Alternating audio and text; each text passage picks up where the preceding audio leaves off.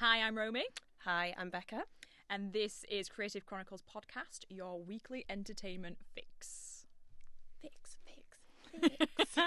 So I'm Romy. I am an arts critic. I write reviews, features writer, and I also am a project manager for a communications company, which just means I manage a bunch of freelance writers and we produce amazing content. Lovely. Hi, I'm Becca. I'm an actor, singer, voice actor, model. I mean, I could just say performer, but I like to be specific. Jack of all trades, yeah. How many count them on the hand? I also have a cold, so here we go. You've got the dulcet tones. Dulcet? I don't know. One of them. Here you go. I just have a cold. Do you think the writer-editor would know on the spot if that was... What's this word? Yeah. I make up words and I let some software tell me if it's right or not. There you go. Pretty much. Exactly. So yeah, this episode is sort of it's our first, so if you hear any nerves... If you hear any nerves, don't be mean, and please don't hate us. Please give all us the love in the world. Yeah. No, we're just gonna talk about the industry, which is what we both know. Previous to me writing, I also was an actor and a model, and you still are. I still do. I still will. Yeah. In the future, eventually. I fell out of love with the industry, which is something you can. It happens all the time. Yeah, and I hope people can sympathise with that and feel okay with the fact that if one day you wake up and think, oh my God, I hate it, I hate this, that's fine, go in a different direction. It's such a big industry. Yeah, and I think there's a lot of pressure that you put on yourself when it's, oh, this is my job, this is what I love doing, but also it pays the bills, so it's kind of a bit, it does get a bit jaded.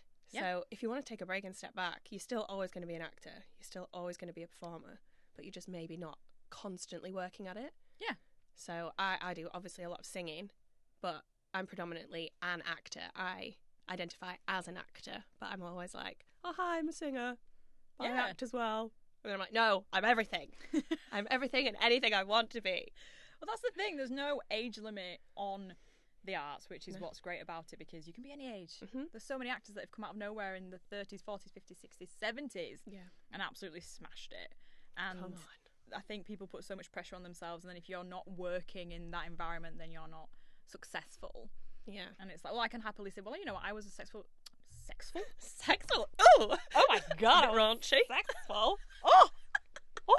A successful recruiter for 2 years. Yeah. I don't have any shame in saying that. I wrote freelance on the side, but it's when I chose to take that identity and be like, you know what, no, I am a writer. Yeah. That's when I left the recruitment industry and now work. Come on. Like full-time writing. Even if that's with the project manager side of it, I'm still writing blogs. I'm still helping proofread work. And it's still a creative industry that you're working in, rather than just doing a bog standard 9 to 5, which kills creativity. Oh my God. It's so... I don't know how I did it.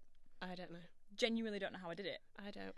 So that can bring on to our first little thing. So Rebecca, what is your favourite thing about the industry as a whole? We'll go for the whole shebang. I would just say the ability to literally do whatever you want. You can be whoever you want. You can create whatever you want, obviously within reason. But like, you could be this character one day and then selling, as I usually kind of do, a random box of vegetables the next day, but still getting paid for it, still enjoying it, and also kind of just experiencing a wide range of kind of people from different walks of life, and just being excited about actually working. Yeah. That's what I really like about it, just kind of like the different day-to-day kind of schedule that you can have. You can be off when you want to be off if you want to, and sometimes not out of choice. And then you can work as hard as you want to then have some time off. But you can just create, like, obviously I do so many different things. I can act, I can sing, I can voice, I can model, I can do whatever. But it's just nice to be able to have a variety instead of it being the same thing. The same thing every time. The same. Some people need a structure, so I don't blame people for wanting to do the same thing every day. People do need that. Yeah. But for other people, like, being able to do something different every day or every week. You've got that lovely mix of being able to work when you want, but then that fear. Oh, God. The fear is real, but I like the freedom. Freedom and fear go hand in hand, I think. This is it. When I was thinking about leaving my corporate 9 to 5, one of those massive fears was, oh, my God, I need to sort out my own pension. I need to make sure I'm getting paid. I need to chase people for payments. No sick pay, nothing like that. No sick pay, you know, and you think to yourself in that comfort job, even though it's the same boring thing every day, you have all of that security almost. But then when I sit there and I thought, is it security though? Are you? Is it security? Is though? it security, or is it just being comfortable and just being like, oh, I don't have the daily, weekly, monthly, yearly, whatever fear that you end up getting that kind of sets that fire in you and makes you want to create and do stuff. Like, I don't want to be that. Oh, you go create stuff. I'm just gonna go create. Let me just go and create this. But it doesn't give you the passion or the drive, or the buzzwords. But you know what I mean. No, it doesn't. That's what I really enjoy. It doesn't, and I can completely agree. And finding the communications company is a corporate creative world. So anybody that's in marketing and stuff, you'll understand that you can still have a creative outlet, but be more 9-5. Yeah. So it's a really healthy balance with that sort of industry. So I think people can forget that it's not just being in front of a camera. Oh, it can be anything. Like right now, we've got a lovely sound engineer sitting, taking care of us, making sure we're okay, editing things, preparing for the worst, listening to me, breathing, like really awfully. Telling us we're really pretty and giving us that motivation. That boost. He didn't tell us, but I could see it in his eyes. Yeah, me too. Yeah. Anyway, Romy, what's your favourite part about the industry? Because yours is ever so slightly different to mine, coming from a different angle, but obviously you've done the same thing as me as well. So for me it's definitely the people. So regardless of what I've done, we met on set. Yeah, I know we did. We're not friends from high school or college or something. No. We were on Death Comes to Pemberley 10 years ago. I don't want to think about it, but it was a long time ago. Oh, yeah. And I remember because you were talking about Warhorse. Yeah. And I overheard, and I'd just seen it on stage, and I thought, oh, she's cool. And then I was like, I'm related to him ever so slightly, a little bit, tiny little bit. Oh my God, I want to be her friend. I'm going to ditch the girl I came with. I want to be her friend.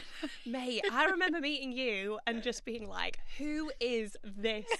And like big ball of energy. Like, do you remember when we had the same call time? So we ended up staying in that travel lodge or wherever we were in Hull, near Hull, Beverley, wherever. And then it was like me and you had the same call time, and I was like, well, I'm driving. So we left all these people. I left the girl I came with. You left the girl you came with. And then it was a song. It was like a Will I Am thing. It was something. And you were rapping. And I was probably just like, who is this girl? And like driving us in. And I just knew kindred spirits from the beginning. And that's it. Like, I love the amount of people I get to meet. Yes. I've got friends who I've met through writing. I've never met in real life. Virtual friends. Yeah. But we write for the same outlets together. So I've got my friend who won't mind, Kieran. I'll be speaking to Kieran today. Yeah. Emma, she's in Texas, for God's sake. You know, I speak to these people. We talk about, Emma was talking about the horror films the other day, for hours, sending voice notes back and forth. I've never met her. Yeah. But I love the fact I've met these people. I've got these connections. If I ever find myself in Texas, I know I've got someone to ring. If I'm ever kidnapped and taken over there for some reason, just like, Emma, help me! Help me! I'm stuck. Oh God, yeah.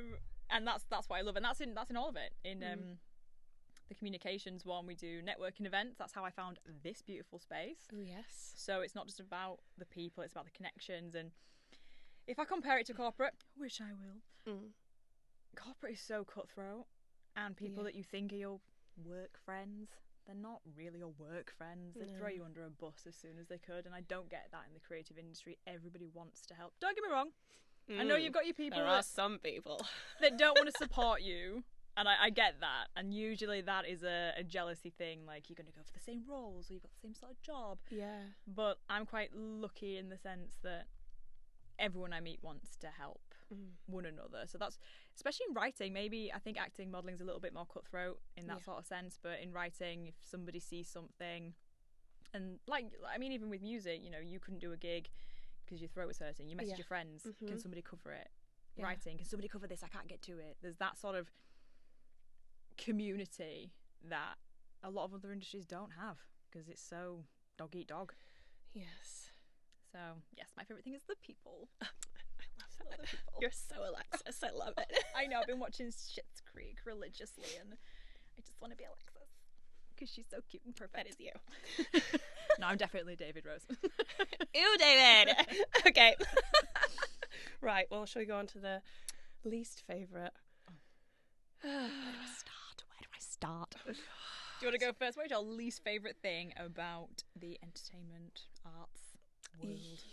You would have thought I would have actually thought about this. There's quite a long list. What's like the first thing that comes into your head? Probably, it's a mix between the top two. Here we go. Mm-hmm. The pay and not being respected as an actor. So the pay first, as in mainly with, there's always a lot of kind of anxiety over being asked, how much is your daily rate, or how much do you want this, especially being freelance and not having an agent. How much do you want to be paid for this? What's your daily rate? What are you charging for this gig? Like, etc., etc. And then being like, ooh, that's too expensive. And I'm like, well, you know. Don't ask me them. Tell me your budget and I'll see if I can work with it. Yeah. And also chasing payments my God. is the bane of my life. It's literally like, can you pay me? I've done this work like six weeks ago, 2 months ago, 2 days ago. Pay me my money. So yeah, that's kind of one side, and then just kind of being like, oh, so what do you really do? What's your real job? Like, what else do you do? Oh, what have I seen you in? And I'm just like, I'm an actor, but I haven't like technically been on your screens for however long. But it doesn't mean I've not been doing short films, independent films, voice work, like commercials. Commercials are a really big payer, and a lot of people, I used to be one of these people that were like, oh, well, are you even a real actor if you're doing commercials? You have to be an actor to be in a commercial to make it sellable. Or you have to be that kind of personality. And I just hate it when people are like, oh, well, so you do this full time then? Like, is this your real job? Like, someone will come up to me on a gig as well and just being like, oh, do you do this full time? And I'm like, yeah. No, what else do you do? I'm like, this is all I do. I get paid to do this and have a good time. And it's just, it's not disrespectful. It's just a bit like, it's like people don't believe it, but that I think is also down to pay. So people are so aware that actors, etc., in the industry are not paid well enough. They can't believe it's your full-time job. Yeah. They don't believe that you actually do this full-time and make a decent living to pay your bills and pay your mortgage and to pay for your car and to pay for every single thing we have to pay for in the UK at the moment, which is everything but the air we breathe. Yeah. You know. So that's also the society around us, is that we know that it's not well paid. The whole suffering for your art used to mean learning your craft, because it's hard. Method acting, learning different ways of acting, singing lessons, etc. Learning to play an instrument is hard. It's a graft. But now the graft is learning to live without a decent salary. Yeah. Couch surfing, in any other job, where do you couch surf to work? You don't. You don't. And like, mine are exactly the same. Exactly the same. I was talking to my friend about a date I had years ago, way back. I must be like 2016. I had this date with this guy. Yeah. And she was like, "Why did it never work out with him? Because they're still good friends." I was like, "Because he was the most arrogant guy I've ever been on a date with." Whoa. One of the first things he said to me was, "Oh, I know you're having fun at uni. I studied theatre, film, and television. So what are you going to do after?" I was like, "Okay, no, fair enough." And he went, "No, like, what real job are you going to do after?" This. Oh, I'm sorry, Mr. Architect who builds bike sheds for a living. I'm like, which one was he? Like, well, we had one date. Oh god, okay, good. It was a one-dater. It wasn't fit enough for a two-dater. Oh god, okay. Or a one-nighter. Oh lord. Yeah, and I was like, well, I'm gonna try and pursue acting at this point. That was my goal. Yeah. And he was like, yeah, but like, what else?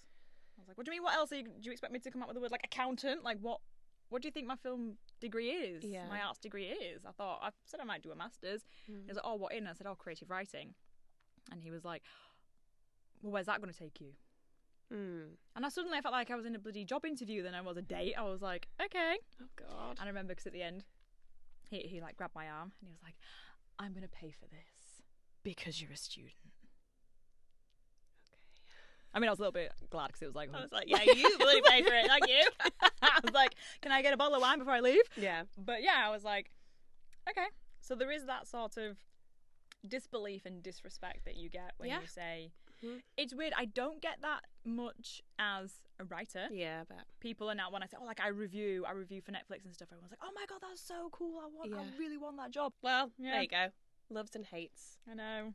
And the pay thing is massive, though. Mm. Like with the strikes in America, obviously that's not happening in the UK. Yeah, I can't actually believe that. I haven't done a lot of research on it, but just the pay rates are just absolutely ridiculous. Like, Yeah. you think, oh, okay, I'm getting...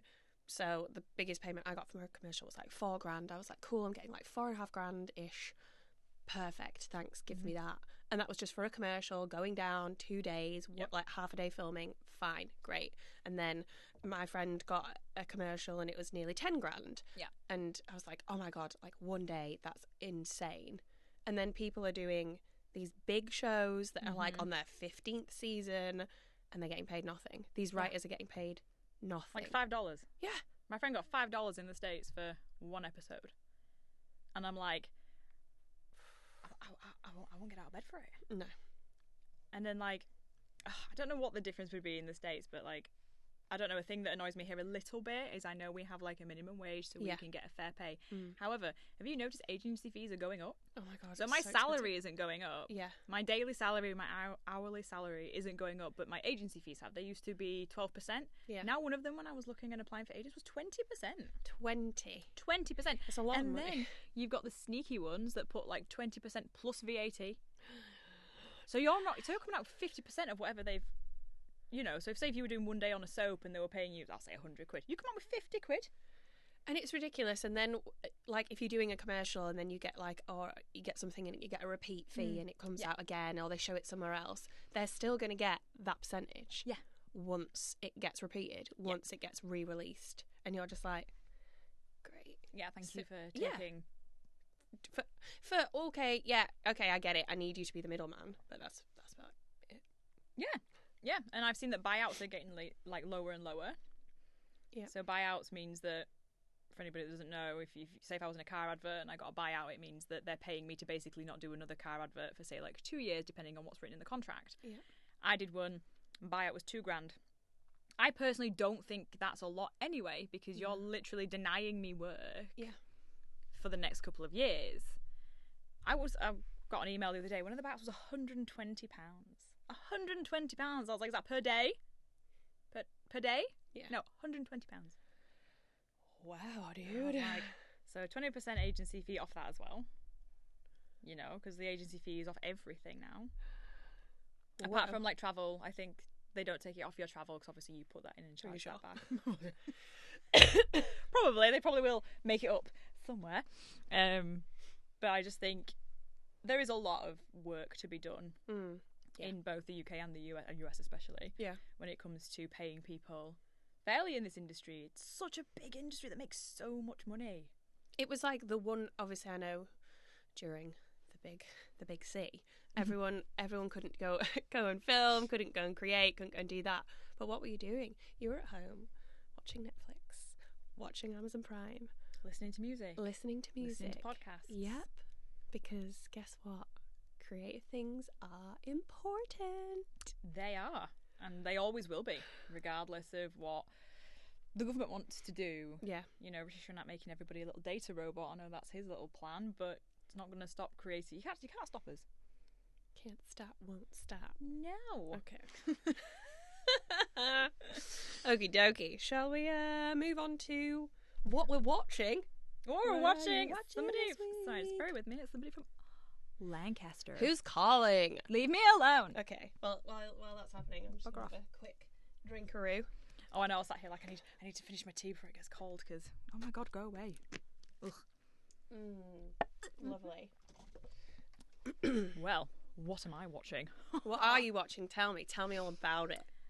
So, I'll have what I get paid to watch because I feel that's forced. And then...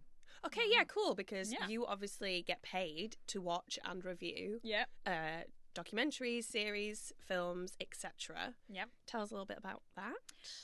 Well, it's difficult in that sense where I sometimes don't get to pick what I watch, and then my time is so consumed that when people are like, "Oh, you need to watch this," I mean, you've been telling me to watch that Northern Ireland, Northern Show lights. That's it. Don't pick apart mine. I know. can't do. I can just go. Porsche. Dairy girls. Dairy. You're so good. I can't do it at all. I can say random words. And yeah, so like that is on a list somewhere. Yeah. But then like it's just so exhausting having to review. So, latest thing I reviewed, a little dating series. Cool. Really cute. It's so funny. So I've done 2 dating series actually. I've done the ultimatum, marry or move on. Ooh, bloody hell! Give you an ultimatum. Marry me. Marry me. Oh, they're Americans, so I don't know what accent this is. Marry me or move on. It's like marry me, or at the end of the series we're gonna break up. It is actually quite addictive though. Like I started it thinking this is the most pretentious thing. You know, I've been looking at Oppenheimer and doing all this amazing stuff to then this absolute trash, but it's very addictive. Cool. I like that. Yeah.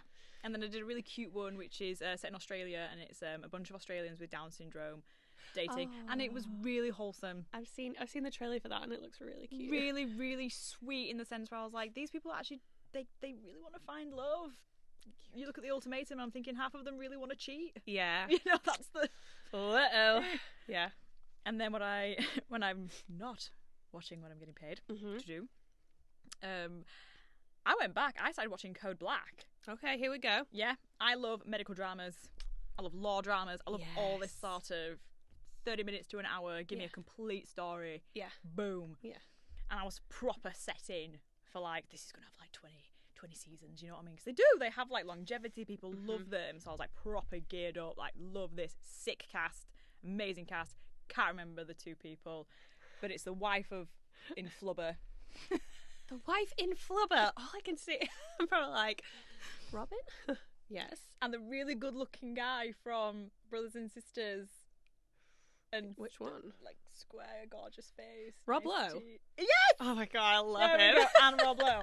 So great cast to set off with. 3 seasons, that's all it has. 3? Oh, 3. I hate that. Finished so it and I went, what do I watch next? I had to Google it because I was like, these shows like, and it apparently didn't have the audience, and that's why they stopped it. And I was like, I don't believe that for one hot second. Well, so something else must have been going on, but we'll just go watch it then. Furious.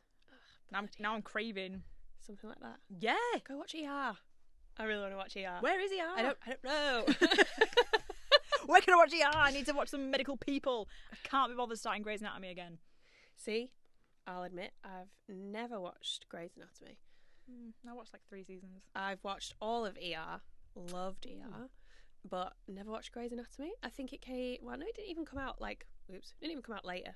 It just was never at the forefront. Well, it wasn't really big in the UK. Yeah, that's the thing. Until streaming services, I know it was on like E4 or something when I was younger, but oh right, okay. ER was always on our screens though. Loved ER. Because my auntie Ros used to call it Has anybody watched that? What? Romy, have you watched that? You watched What the hell are you on about? You mean ER? She was like, yes. I mean ER. Yes, Romy, that's exactly what I mean. She sounds like this, does my auntie Ros. Because she smokes. Kids don't smoke. Don't smoke. I sound like I've been smoking. And I don't. So here we go. That's quite funny. But anyway. What are you watching? Did you review it or did you just get early watching? I just watched that Painkiller. Oh, sick. Amazing. My God. What a traumatizing, insane story. And obviously I know it was dramatized, but every start of the episode it's fictionalized, and then it was a parent of someone who died from like an oxy overdose or being addicted to it. Jeez Louise, it was horrendous. And I can't believe, obviously, I mean I can believe because it's America, but how much money they made off of like legalizing morphine and just being like, here you go, you've got back pain, here you go, just take it. A morphine that's as addictive as heroin. Yeah. How you can get away with that? Oh, it's money. Yeah. I think it was towards one of the end of the episode, spoilers, they put some information and it was like they were able to settle like a 300 billion lawsuit. Yeah. Oh my God. No, I loved it. I thought it was fantastic. I thought it was great. I just can't believe how crazy it was. I think the way that it was filmed, shot, the stories that were kind of in it and intertwined, perfect. 2 sales girls. I loved that dynamic was really dynamic good. in there, and how That's how they do it. They really, really sell drugs in America. Can you Yeah. imagine somebody coming into your place of work with a tight skirt and being like, hi, do you want to buy these paracetamols we've just made? Yeah, or do you want to be the people who are selling these paracetamols that Yeah. it's going to make you thousands or hundreds of thousands or whatever, but it's also going to make us millions. It's crazy. So you can you get a portion, you get a portion, you get this. Yeah, and whilst you've got people being addicted to these substances dying in the street, Yeah. like, Is insane, and like you know about it, and you know about all these, you hear about these things, and then it just takes something like that, because obviously there was that Dope Sick that was out. oh, I never and watched that. I've not watched yeah, that, but I think I might kind of, because I think it's on the same. level. Yeah, but mate, we watched the last episode last night, and I was just like, Yeah. insane, but Yeah. very good, and sick soundtrack. Just saying. Oh, very, it did. Very It did. good, very good Yeah, music. give it So, credit for that. I was like, the acting, Yeah, everything about it. I was like, was it 5, 6 episodes? 6 episodes, not Yeah. overdone, No. not overdrawn, and that's what you need for a limited series. Mhm. I am all for Netflix's limited yeah, me series, too. I love them. like Beef. All these other ones that they're. Literally, I love Beef. My favourite so thing. much. I love it so much. And I don't need any more than that. Just give me that complete story. Yeah. Love it. Yeah. Absolutely love it. So I'm here for that, and I hope they do More of invest more in that, because I definitely think that is. that. Well, I mean, like you Good say, if they're avenue. not renewing series that are doing really well, just make a load of limited ones then, Yeah. because people can take it, consume it, because obviously everyone wants it all at once, and then just move on to the next one. Yeah. And I know obviously that kind of sounds really bad, but because I love a cult classic and I will rewatch things a lot. But it's frustrating when stuff gets cancelled. Like, I really thought about watching Santa Clarita Diet Santa the other Clarita day. Diet. But then I yes. remembered there isn't actually a concrete ending for There me isn't. to get to. It just stops, and there could have been way more, and that was such a funny show. Yeah, so I think, why would I watch it again? So that's where Netflix is silly, because now I'm never going to watch that. Whilst if it had even like one final concluding series, Yeah, just wrap it up. wrap it up quick. You don't even have to. 5 episodes. That's it. That's all you need. And there's quite a lot of series where you don't have that anymore. And I'm like, I'm not going to start watching it to get invested. Because you do get invested. Of course you do. To then not have an ending. No. And I'm like I said, you don't have to do a full 20 episode shabam. Just do 5 episodes, wrap it up, nice ending, neat, and then people will rewatch. Yeah, exactly. It's almost like I want to go, Duh. duh. It's actually a simple Like, formula. And then people don't moan and bitch about you, Netflix, because that, I mean, it's known as like the cancelling site, isn't it? Like, you're scared to get invested in a show there. I know. And I am, genuinely. I watch some stuff and I'm like, Yeah, please don't cancel this. But at least, like, you know, because I really like Stranger Things, and obviously we're waiting for the final, and it is the final season, Yes. so we're having to wait for it. But at least they're like, yeah, this is it. So Yeah, I'm hopefully glad. they'll wrap it up. Yeah, I thought the last season was long. I liked half of it, and then I didn't like the other half of it. So basically, I liked the bits with the adults. I hate the stuff with the kids. Yeah. And I was like, this needs to end. Oh, but we're all here for Eddie, so please come back. Oh, spoiler! Oh, Please come back. mate, I wasn't invested in him at Oh, all. I loved And Eddie. I was watching it, and I was like, everyone is going absolutely mad. Seb's ex-girlfriend cried when he died. I didn't give a shit. Oh, I cried. I didn't give a shit. I was like, am I actually becoming like heartless? You're and, like, oh, it's cancelled. dead? Get it off. Saw it coming. Yeah. I'm a reviewer. Saw that first episode. Yeah. You know, but I wasn't bothered at all. But give me the parents fighting in that Russian cold. You know. Hey, Hopper, what's up? Give me some decent acting, please. Oh, Shade man. on Stranger Things. That is what you can get from me. I just don't get it. I think it's a good fine. series, but I don't get it. It's fine. I know. I like the whole thing. The whole premise of it at the beginning was really good, and then it just kind of like, just give me the teen angst, as in Billy. Hello. Yeah. And I liked Eddie personally, but yeah, the kids. Oh, it's like Harry Potter first couple of films. Oh, I and know. how bad they are. Yeah. There is that. There's always going to be. But then you've got some great ones. Like, you know how much I love the Goonies. Oh my god, I love the Goonies. Not that we're like, you know, putting shade on kid acting here, but you know, it is difficult. See, the thing is that you think about some child actors, Mm. all of the ones in the Goonies were already like royalty and like had done a lot of stuff. Yeah. Then it was kind of like a dip, and you got really bad child actors, Yeah. and then you've got some, and now it's just like hit and miss. Hit and miss all the time. Yeah, you don't have that kind of caliber anymore.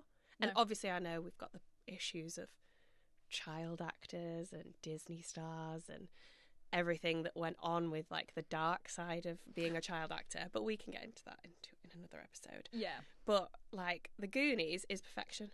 it is perfection. I love the Goonies. Absolutely love it. Every time I watch it, I'm just like, oh, this is just probably one of the best films ever made. Yeah, and you could just watch it over and over and over. What is that? Like, I read somewhere that it was like, you know how it's going to end, so you don't have any anxiety towards having something there. So that's why people rewatch, and that's why people like to go back to certain things, because you know that person's going to die or that person's going to be fine. Yeah. And so you're just like, or if there's an animal, is the animal going to die? Oh, I can't watch it. Oh my God, yeah. Isn't there a website you can Google, does the animal die? Yeah, you can. And like, I still haven't, believe it or not, watched Guardians of the Galaxy 3 because I can't bear I've not the watched it yet. idea of them little cute raccoons getting hurt. I can't do it. I just can't do it.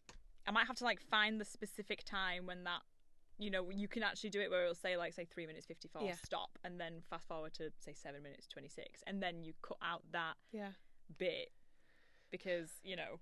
Yeah, you don't want to go through the trauma. I'll just cry. I'll just cry. That's the thing, is I'm so pathetic when it comes to like animals that I'll just bawl my eyes out, even though it's a cartoon. Like, it's not real. It's a CGI thing or whatever. I know. There's a film that's come out called Strays. Oh yeah, it's like the modern Homeward Bound. Oh, it looks funnier, like a fun version of that film, because that film was not fun to watch as a child. So I haven't seen it. I've seen a couple of my friends who've done reviews on it and stuff and said it's really good. But I was like, I can't watch it because there's animals in it and they're talking, and one's going to get hurt. One has to get hurt. One has to get abandoned and left. That is what's going to happen. Yeah. Do you know what I mean? Abandon a child by all means, but not a dog. We love the animals here on this podcast. Yes. We're about it. We're like, kill the kid, not the dog. Throw the kid off the ship, save the dog. Like, cool. Right, so we are going to end this podcast and pretty much all of our podcasts with a fun fact. Okay. So I came across this. Okay. Did you know that Leonardo DiCaprio auditioned for the role of Max in Hocus Pocus? No. Max Dennison? Literally. He didn't want it because he was already waiting for What's Eating Gilbert Grape. Oh my God, I love that. But they wanted to bring him in because he was ideal, so it would help the casting, producers, etc. find basically another Leonardo DiCaprio. So it's he did have the floppy hair, didn't he? What's it called? Omri Katz. Exactly. I loved that movie. That's who they cast. But basically, they were looking for another DiCaprio. No way. Can you imagine if he, say for example, he didn't get What's Eating Gilbert Grape, which I think he should have won the Oscar for anyway. I think so. Maybe controversial. I didn't like Leonardo DiCaprio as much when he was younger. Really? As much as I did like from let's say Titanic onwards. Yeah. Not as much. Yeah. Not as much. But I get where they're coming from, and I did not know that because I love Hocus Pocus. Exactly. So that is my fun fact. Our Max could have been Leonardo DiCaprio. Oof, bloody hell. Alison, kiss me, I am Alison. Anyway, on that note, we're gonna wrap it up. Yep. So sign off. Come back next week. Yeah, thanks for listening. Cheers, love you lots. Bye. Goodbye. Bye.